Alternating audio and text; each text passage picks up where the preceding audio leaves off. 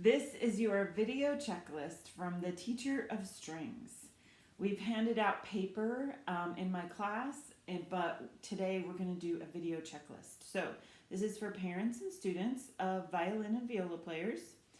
So the first thing that you want to do is check, once the instrument is up in a playing position, is the instrument supported by the shoulder in such a way that the manner of the left hand finger can occur without tension. So that means, can I hold the instrument up with my shoulder, in between my shoulder and my chin, and not have to lift it up with the hand? Is the left hand free to slide up and down the fingerboard? Is the body positioned with the nose, bridge, elbow, and knee in approximate alignment? That's if you're sitting or standing. Is the instrument positioned parallel to the floor? So this would not be parallel to the floor. This would not be parallel to the floor. So we need it parallel to the floor. Does the elbow hang under the instrument and hang freely to allow proper finger alignment on all the strings? This would be G string, D string, A string, E string. Elbow. Is the left arm and hand forming a straight line from the elbow to the base of the fingers? So this is the base of the fingers up here. This is the elbow. So is this wrist straight? Is it pushed upward? Is it brought outward? Make sure it's straight and flexible. Is the right arm elbow opening and closing to allow for straight bowing? Okay, so this is the right arm. So we don't want to bow like this. We want to bow by opening the elbow and closing the elbow. And making that wrist flexible on the right arm allows for a straight bow. So if our wrist is straight, we're going to get this. Okay, opening and closing.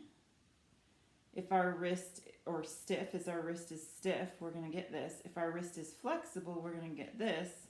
If we're using our shoulder to move the bow, we're going to get this motion right here. Okay?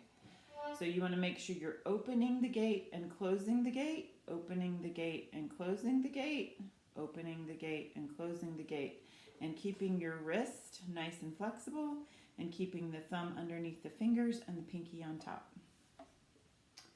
Okay, left hand position. Are the fingers all curved with only the tips of the fingers hitting the strings? So if you are pushing down the fingers like this, that's going to be a problem. You want to push it down with the tips. Sometimes that pinky gets straight, and it's going to take a few weeks to get it nice and rounded and get enough strength to put the fourth finger down. Okay, are the fingers consistently in a functional position over the fingerboard, or are you lifting them up? Don't lift them up too high. The fingers should always be able to pluck the string. So they should always be close enough to pluck the string. Is the hand free from clutching? Okay, so I'm trying to figure out which angle would be better. So a lot of people, or a lot of kids, when they first start out, they squeeze to put their fingers down. So they need to work towards putting the finger down from on top and pushing down from the top like that, instead of squeezing the neck. Does the wrist keep a straight line with the rest of the arm? The right hand position. Are the joints curved or are they straight? They need to be curved. Are the fingers flexible at all times? Is the thumb bent and not protruding? So on the left hand or the right hand, the thumb needs to be bent this way and it should not be protruding through. This is a no-no. So the tip of the thumb should be touching the stick, either here or here. I like it right there, right by the frog, but not in here. That's a no-no too, right there. Does the index finger touch the stick near the first knuckle joint? Oh, mine does. Does yours? Right there.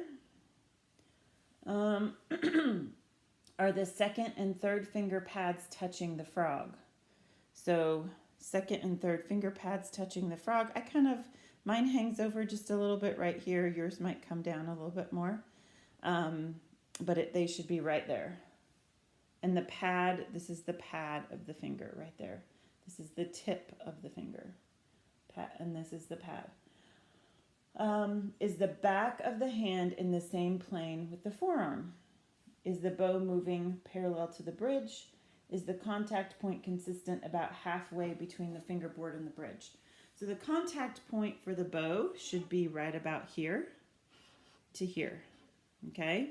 It shouldn't be too close. Nope, nope, nope. And it shouldn't be too far away. And we're going to be learning about lanes as the students learn more about the violin and get more experience. But they need to start between here and here. So the contact point here, it should still be here. If you move out here, we shouldn't be moving, we shouldn't be migrating either. So that means that our elbow is lifted up so that the wrist and the elbow are on the same plane. The wrist and the elbow should move like a tabletop. Down, I'm moving my shoulder to change strings. E, A, D, and G. G, D, A, and E. Or if you're on viola, A, D, G, C, C, G, D, A. So that's how you change strings. The elbow and the wrist come up and down together. And this is how we move the bow. We straighten out the elbow and we bend the elbow with very little shoulder movement at all. If any, we want to start with no shoulder movement. So when we're talking about using the bow, this is the upper half of the bow. This is the lower half of the bow. So it's totally acceptable so this is the tip, so this is the upper half. Totally acceptable to only use the upper half of the bow when you're first starting. And then you're going to learn how to use the middle or the balance point. And then you'll learn how to use more towards the frog. And this is the frog right here. There you go. Okay, and that was the visual or video posture checklist from the Teacher of Strings. Don't forget to like, subscribe, and there's a notification. I'm going to be posting a lot of videos in the coming days, so I hope you will turn your notifications on so that you can get all the new videos.